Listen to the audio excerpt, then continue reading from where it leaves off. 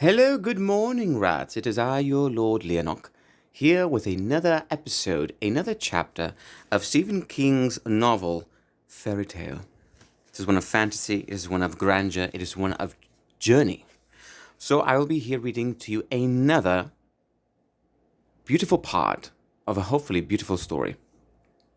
So, we left up on the first chapter. I remember almost nothing about it because it happened so long ago, but now we will be entering chapter 2. And we'll see where things go. But from what I do remember in the first chapter is that apparently there was this young boy whose mother tragically died in a horrible accident. So he's with his father right now. He doesn't have perhaps the maybe best relationship to say, giving, certain things and going to school and all that. But there's apparently a sort of old house along the road somewhere that he sort of sees that says Beware of Dog, and it's a bit of, in a sort of decrepit state. But I will be reading this sort of novel and we will see where things go. So make sure to grab your tea, your coffee, or something else rather splendid and soothing to sip. Fairy Tale Chapter 2 by Stephen King. Mr. Bowditch, Radar, Night in the Psycho House. I pedaled around the corner to the gate on Sycamore Street and leaned my bike against the sagging picket fence. The gate, short, hardly up to my waist, wouldn't open. I peered over it and saw a big bolt, as rusty as the gate it was barring. I yanked on it, but it was frozen solid. The dog howled again. I slipped out of my backpack, which was loaded with books, and used it for a step. I clambered over the gate, banging on my knee on the Beware of Dog sign and going to the other knee. On the far side, when one of my sneakers caught at the top, I wondered if I could broad jump it back to the sidewalk if the dog decided to come after me the way it had at Andy.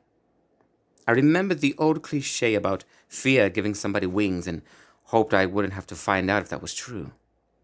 I was football and baseball. I left high jumping to the trackies. I ran around to the back, the high grass wickering against my pants. I don't think I saw the shed, not then, but because I was mostly looking for the dog. It was on the back porch. Andy Chen said it must have gone 120 pounds, and maybe it did, when we were just little kids with high school far in our future, but the dog I was looking at couldn't have weighed more than 60 or 70. It was skinny, with patchy fur and a bedraggled tail, and a muzzle that was mostly white. It saw me, started down the rickety steps, and almost fell, avoiding the man who was sprawled on them. It came at me, but this was no full-out charge, just a limping, arthritic run. "Radar, down!" I said, not really expecting it to obey me, but it went to its belly in the weeds and began to whine. I gave it a wide berth on my way back to the porch, just the same. Mr. Bowditch was on his left side. There was a knot pushing out his khaki pants above his right knee. You didn't need to be a doctor to know the leg was broken, and based on that bulge, the break had to be pretty bad. I couldn't tell how Mr. Bowditch was, but pretty old. His hair was mostly white, although he must have been a real carrot top when he was younger, because there were still streaks of red in it. They made it look like his hair was rusting. The lines on his cheeks and around his mouth were so deep they were grooves. It was cold, but his forehead was beaded with sweat. "Need some help?" he said. "Fall off the fucking ladder." He tried to point. That made him shift a little on the steps, and he groaned. "Have you called 911? I asked. He looked at me as if I was stupid. "The phone's in the house, boy. I'm out here." I didn't understand that until later. Mr. Bowditch had no cell phone. Had never seen the need to get one, hardly knew what they were. He tried to move again and bared his teeth. "Jesus, this hurts." "Then you better stay still," I said. I called 911 and told them I needed an ambulance at the corner of Pine and Sycamore because Mr. Bowditch took a fall and broke his leg. I said it looked like a bad break. I could see the bone poking out the leg of his pants, and his knee looked swollen too. The dispatcher asked me for the house number, so I asked Mr. Bowditch. He gave me that "was you born stupid" look again, and I said, "Number 1. I told the lady that, and she said they'd send an ambulance right away. She said I should stay with him and keep him warm. "He's sweating already," I said. "If the break is bad, as you say, sir, that's probably shock. Okay. Radar limped back, ears flattened, growling. Stop it, girl, Bowditch said. Get low. Radar, she, not it, went on her belly at the foot of the steps with what looked like relief and started to pant. I took off my leather jacket and started to spread it over Mr. Bowditch. The hell are you doing? I'm supposed to keep you warm. I am warm. But I saw that he really wasn't, because he started to shiver. He lowered his chin to look at my jacket. High school kid, are you? Yes, sir. Red and gold, so Hillview. Yes. Play sports? Football and baseball. The Hedgehogs. What? He tried to move and gave a cry.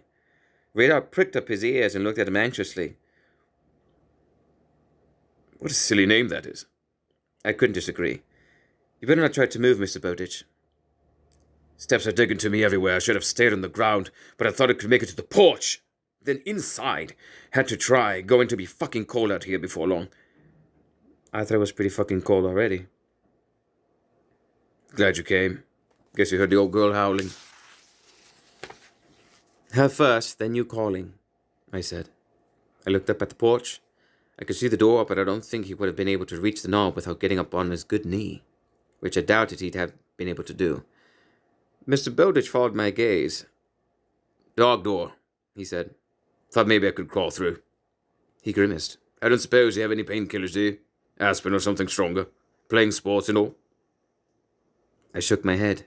Faint, very faint. I could hear a siren. What about you? Do you have any? He hesitated and nodded. Inside. Go straight down the hall. There's a little bathroom off the kitchen. I think there's a bottle of Emperor in the medicine cabinet. Don't touch anything else. I won't. I knew he was old and in pain, but I was still a little cheesed off by the implication. He reached out and grabbed my shirt. Don't snoop. I pulled away. I said I won't. I went up the steps. Mr. Bowditch said, Radar, go with. Radar limped up the steps and waited for me to open the door rather than using the hinge flap cut in the bottom panel. She followed me down the hall, which was dim and sort of amazing. One side was stacked with old magazines done up in bundles that were tied with hay rope. I knew some of, like, Life and Newsweek, but there were others. Collier's, Dig, Confidential, and All Man, that I'd never heard of. The other side was stacked with books, most of them old and with that smell that old books have. Probably not everyone likes that smell, but I do. It's musty, but good must. The kitchen was full of old appliances, the stove, a hot point, the sink porcelain with rust rings from hard water, the faucets with those old-timey spoke handles, the floor linoleum so worn I couldn't tell what the pattern was, but the place was neat as a pin. There was one plate and one cup and one set of silverware, knife, fork, spoon, in the dish drainer. That made me feel sad. There was a clean dish on the floor with Radar printed around the rim. And that made me feel sad too. I went into the bathroom, which was not much bigger than a closet. Nothing but a toilet with the lid up and more rust rings around the bowl, plus a basin with a mirror over it. I swung the mirror back and saw a bunch of dusty patent medicines that looked like they came over on the ark. The bottle on the middle shelf said Emperor. When I grabbed it, I saw a little pellet behind it. I thought it was a BB. Radar waited in the kitchen, because there really wasn't room enough for the both of us in the bathroom. I took the cup from the dish drainer and filled it from the kitchen tap, then walked back down the hall of old reading matter with Radar padding right behind me.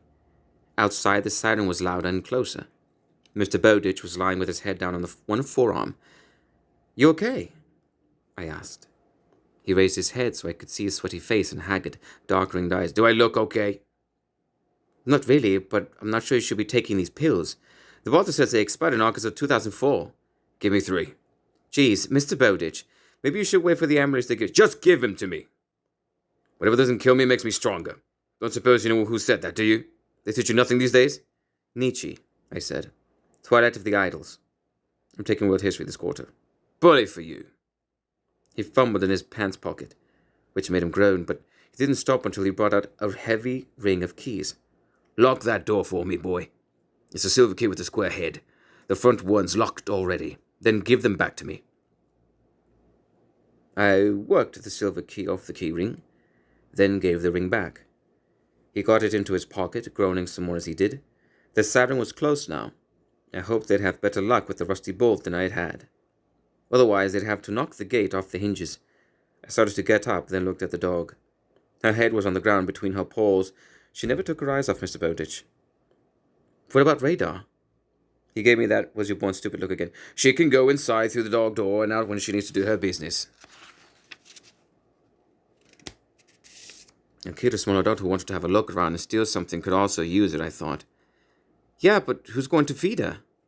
I probably don't need to tell you that my first impression of Mr. Bowditch wasn't good. I thought he was a bad-tempered grouch, and it was no wonder he was living alone.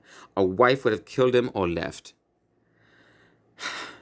But when he looked at the aging German shepherd, I saw something else. Love and dismay. You know that saying about being at your wit's end? Mr. Bowditch's face said he was there. He must have been in excruciating pain, but right then all he could think about, all that he cared about, was his dog. Shit! I can't leave her. I'll have to take her to the goddamn hospital. The siren arrived out front and unwound. The door slammed. They won't let you, I said. You must know that. His lips tightened. Then I'm not going. Yes, you are, I thought.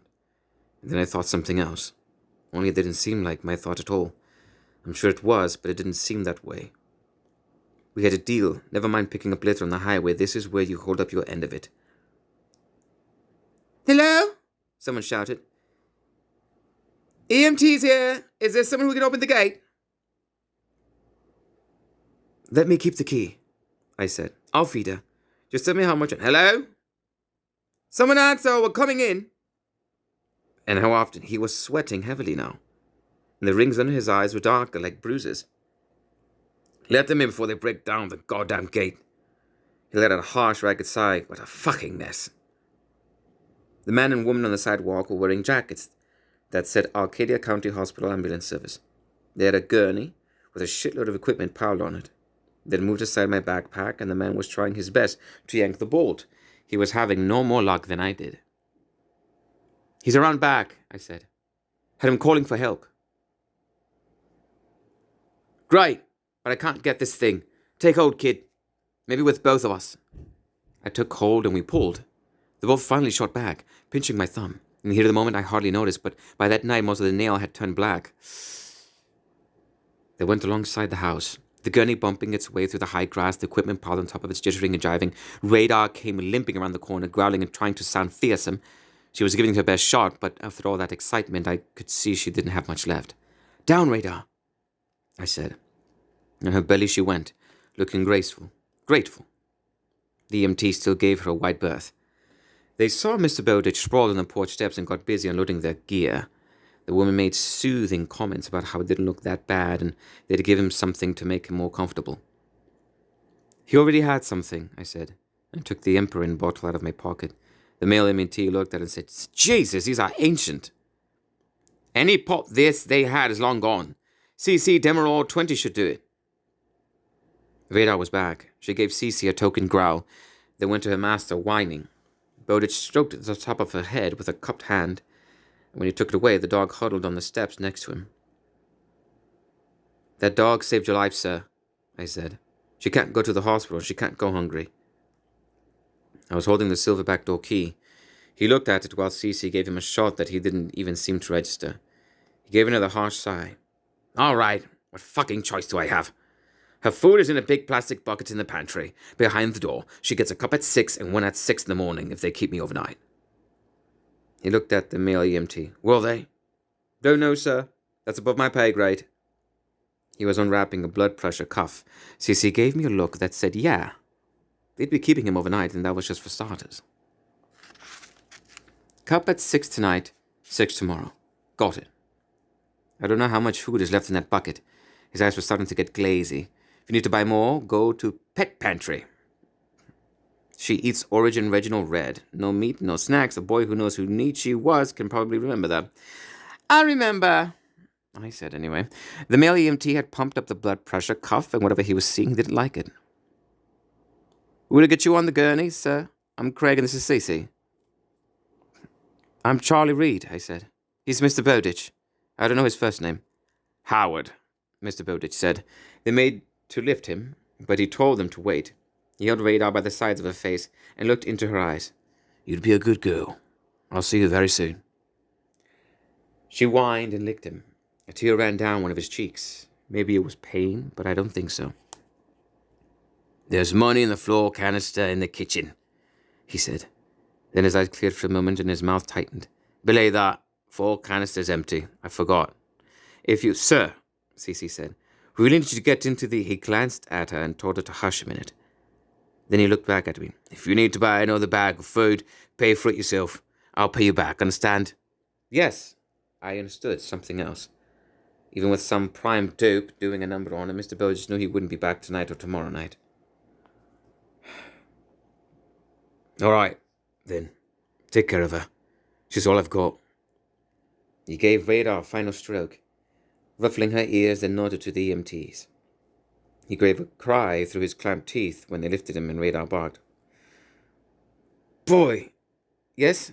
Don't snoop. I didn't dignify that with an answer.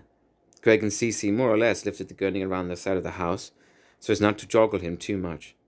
I went over and looked at the extension ladder in the grass, then up at the roof. I guess he'd been cleaning out the gutters or trying not to. I went back to the steps and sat down. Out front, the siren started up again, loud at first and then diminishing as it headed down the hill to the goddamn bridge. Rather, looking toward the sound, her ears pricking up, I tried stroking her. When she didn't bite or even growl, I did it again. Looks like it's just you and me, girl, I said. Vera put her muzzle on my shoe. He didn't even say thank you, I told her. What a snot. But I wasn't really mad, because it didn't matter. I didn't need to be thanked. This was payback. I called Dad and filled him in as I walked around the house, hoping no one had stolen my backpack. Not only was it still there, one of the EMTs had taken a moment to drop it over the gate. Dad asked me if there was anything he could do. I told him no. I'd stay where I was and do something, studying, anyways, until it was time to feed Radar at 6, then come home. He said he'd pick up some Chinese and see me when I got there. I told him I loved him, and he said, right back at ya. I fished the bike lock out of my pack, thought about lifting the Schwinn over this house side, then said screw it, and just locked it to the gate. I took a step back and almost tripped over Radar. She yelped and scrambled away. Sorry, girl, sorry. I knelt and held out my hand. After a moment or two, she came to it, sniffed, and gave it a little lick. So much for Cujo the Terrible. I went around back with her tight behind me. That's when I noticed the outbuilding. I figured it for a tool shed. No way was it big enough for a car. I thought about putting the down ladder inside and decided not to bother, since it didn't look like rain. As I discovered later, I would have toted it 40 yards or so to no avail, because there was a huge padlock on the door. Mr. Bowditch had taken the rest of his keys. I let us in, found an old-fashioned light switch, the kind that turns, and walked down the hall of old reading matter to the kitchen.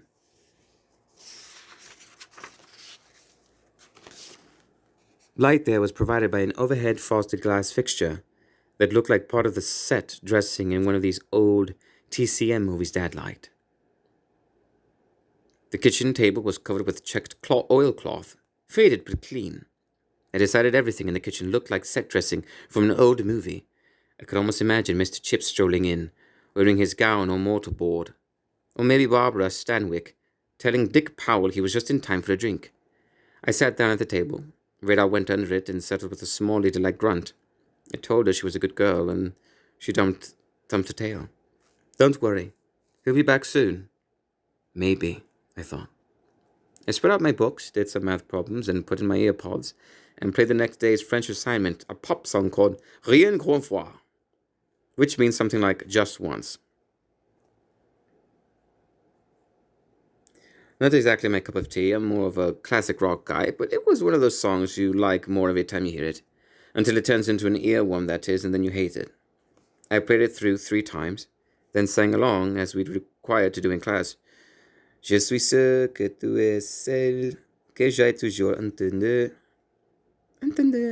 One verse, and I happened to look under the table and saw Radar looking at me with her eyes laid back and an expression that looked suspiciously like pity. It made me laugh. Gonna quit my job, right? A thump of the tail. Don't blame me. It's an assignment. Want to hear it one more time? No? Me either. I spied 4 matching canisters set up in a line on the counter to the left of the stove, marked sugar, flour, coffee, and cookies. I was pretty damn hungry. At home, I would have checked the fridge and gobbled half the contents, but of course I wasn't at home. It wouldn't be for, I checked my watch, another hour. I decided to investigate the cookie jar, which surely wouldn't count as snooping. It was filled to the top with a mixture of pecan sandies and those chocolate-covered marshmallow jobbies. I decided that since I was dog-sitting, Mr. Bowditch would miss one, or 2, even 4. I made myself stop there, but it was hard. Those sandies were certainly delicious. I looked at the 4 flour canister, and thought of Mr. Bowditch saying there was money in there. Then his eyes had changed, sharpened. Belay that. Flour canister's empty. I forgot. I almost peeked.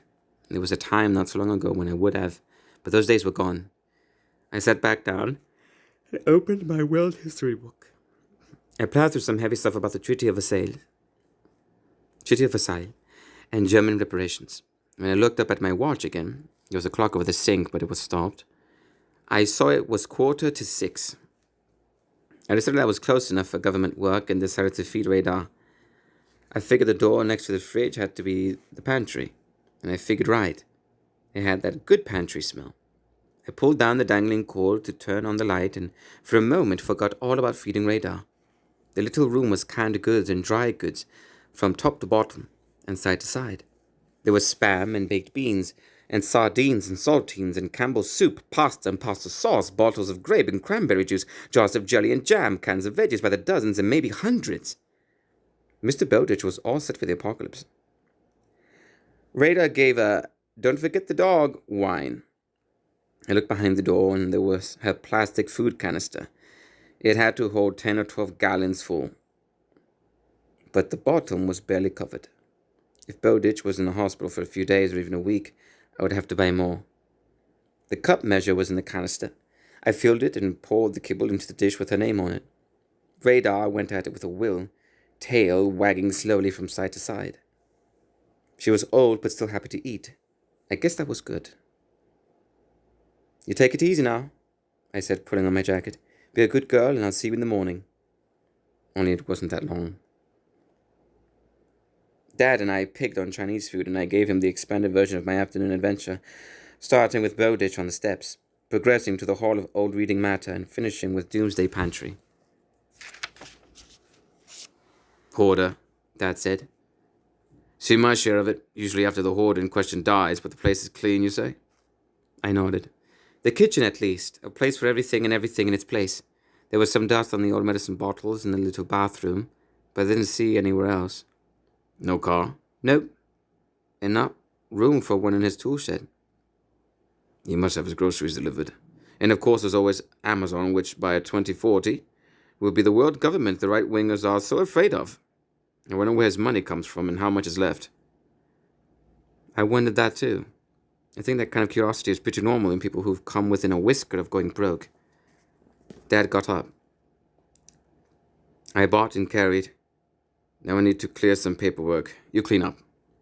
I cleaned up, then practiced some blues tunes on my guitar. I could play almost anything, just as long as it was in the key of E. Usually, I could get into the music until my fingers hurt, but not that night. I put my Yamaha back in the corner and told Dad I was going up to Mr. Bowditch's house to check on Radar. I kept thinking of her being there all by herself. Maybe dogs didn't care about such things, but maybe they did.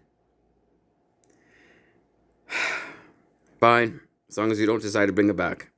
"Her." "Okay, but not interested in listening to a lonely dog howl at 3 in the morning, no matter what sex it happens to be." "I won't bring her back." We didn't need to know. The idea had at least crossed my mind. "Don't let Norman Bates get you." I looked at him surprised. "What?" "You think I didn't know?" He was grinning. "People were calling it the Psycho House long before you and your friends were born, little hero." That made me smile. But it was harder to see the humor when I got to the corner of Pine and Sycamore. The house seemed to hulk on its hill, blotting out the stars. I remember Norman Bates saying, "Mother! So much blood!" I wish I'd never seen that damn movie. The gate bolt was easier to pull, at least. I used my phone's flashlight to walk around the house. I ran my flash over the side of it once and wished I hadn't. The windows were dusty, all the shades pulled. Those windows looked like blind eyes that were somehow still seeing me and not liking my intrusion. I rounded the corner. As I started toward the back porch, there was a thump. It startled me, and I dropped my phone. As it fell, I saw a moving shadow. I didn't cry out, but I felt my balls crawl and pull up tight against my scrot. I froze as the shadow rippled toward me, and then before I could turn and run, Radar was whining and noising at the leg of my pants, trying to jump on me. Because of her bad back and hips, all she could do was make a series of abortive lunges. The thump must have been the dog's door swinging shut. I dropped to my knees and grabbed her, one hand stroking her head while the other scratched her rough under the collar. She licked my face and crammed against me so tight that she almost tipped me over. "It's okay," I said. "Were you scared to be alone? I bet you were." And when was the last time she had been alone? Mr. Bowditch didn't have a car, all his groceries were delivered. Maybe not for a long time. "That's okay. All good, come on."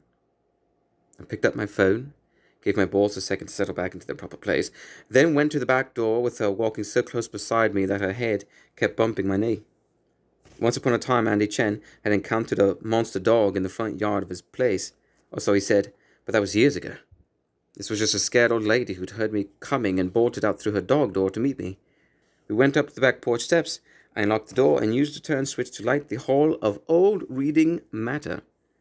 I checked the dog door and saw there were 3 small bolts, one on each side and another on top.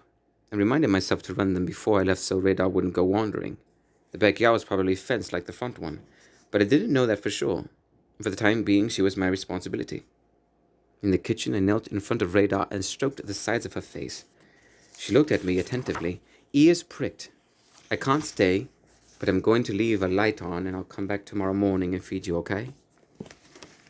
She whined, licked my hand, and there went to her dish. It was empty, but she gave it a few licks and then looked at me. The message was pretty clear. "No more until morning," I said. She lay down and put her muzzle on her paw, never taking her eyes off me. Well, I went to the canister marked cookies. Mr. Bowditch had said no meat and no snacks, and I decided he could have meant no meat snacks. Semantics are wonderful, aren't they? I vaguely remembered hearing or reading somewhere that dogs are allergic to chocolate, so I took one of the pecan sandies and broke off a piece. I offered it. She sniffed, then took it delicately from my fingers. I sat down at the table where I'd done my studying, thinking I should just go. She was a dog, for Christ's sake, not a child.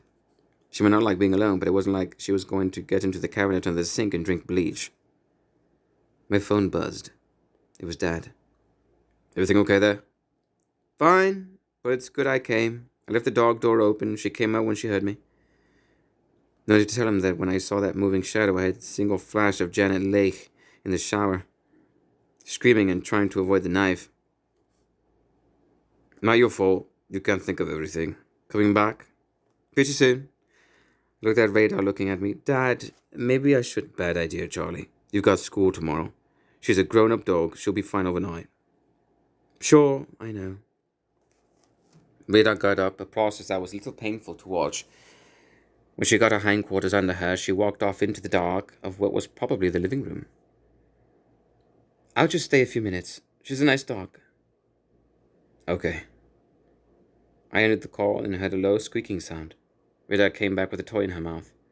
I thought maybe it was a monkey, but it was so chewed it was hard to tell. I still had my phone in my hand, so I took a picture. She brought me the toy and dropped it by my chair. Her eyes told me what I was supposed to do. I gave it a soft lob across the room. Radar limped after it, picked it up, made it squeak a few times to show it who was boss, and brought it back. She plunked it down beside my chair. I could imagine her as a young dog, heavier and much more agile, going after that poor old monkey, or its predecessor, at a full tilt run. The way Andy said she'd run at him that day. Now her running days were over, but she was giving it her best shot. I could imagine her thinking, "See how good I am at this. Stick around, I can do it all night. And she couldn't, and I couldn't stay. Dad wanted me home, and I doubted if I'd sleep much anyway if I stayed here. Too many mysterious creaks and groans, too many rooms where anything might be lurking, and creeping toward me once the lights were out. Radar brought me the squeaky monkey back. No more, I said. Rest up, girl. I started for the back hall, then had an idea. I went to the darkened room where Radar had found a toy and groped around for a switch, hoping nothing, Norman Bates' wrinkled mummy of a mother, for instance, would grab my hand. The switch made a clacking sound when I found it and it flipped. Like the kitchen, Mr. Burgess' living room was old-timey but neat. There was a couch upholstered in dark brown fabric. It looked to me as if it hadn't had much use. Most of the sitting appeared to have been done in an easy chair plunked down in the middle of an old-fashioned rag rug. You could see the divot made by Mr. Burgess' skinny shanks. A blue Cambridge shirt was tossed over the back. The chair faced a TV that looked prehistoric. There was an antenna thing on top of it. I took a picture of it with my phone. Didn't know if a TV that ancient could possibly work, but judging by the books stacked on either side of it, many marked with post-it notes, it probably didn't get much use, even if it did work. In the far corner of the room was a wicker basket piled high with dog toys. And that said, all anyone would need to know about how much Mr. Bowditch loved his dog. Radar pattered across the room and grabbed a stuffed rabbit. She brought it to me, looking hopeful. Can't, I said, but you can have this. It probably smells like your guy. I grabbed the shirt off the back of the chair and spread it on the kitchen floor beside her dish. She smelled it, then lay down on it. Atta girl, I said. See you in the morning. I started for the back door, thought again, and brought her the stuffed monkey. She gave it a chew or two, maybe just to please me. I backed off a few steps and took another picture with my phone. Then I left, not forgetting to bolt the dog door. If she messed inside, I would just have to clean it up. As I walked back home, I thought about gutters no doubt plugged with leaves, the unmowed lawn. The place badly needed a paint job, and that was beyond me. But I could do something about those dirty windows, not to mention the sagging picket fence. If I had time, that was, and given the upcoming baseball season, I didn't. Plus, there was Radar. That was love at first sight, for her as well as for me, maybe. If the idea strikes you as weird or corny or both, all I can say is deal with it. As I said to my father, she was a nice dog. When I went to bed that night, I set my alarm for 5 a.m. Then I texted Mr. Neville, my English teacher, and told him I wouldn't be there, period 1, to tell Mrs. Friedlander that I might miss period 2 as well. I said I had to visit a guy in the hospital. End of chapter 2. That's a lot to take in. And I wanted to sort of apologize as well for any sort of mispronunciations or of the sort of French portions of this reading. I had no idea that was going to come into the picture. I took French in high school, and it has been many years, over a decade, since I've taken anything since. French is something that I believe I wouldn't mind learning. I've actually contemplated it more and more. I think I could have a potentially good way about it, but I haven't really gotten myself to that point. But in any case, this has been a second reading of Stephen King's fairy tale. I sure hope all of you sort of enjoyed it. I pray that the reading was satisfactory to your liking, to your auditory senses. And I look forward to any sort of comments or any sort of reviews or feedback that you would like to give me. So, until next time, my fellow rats, readers, goodbye.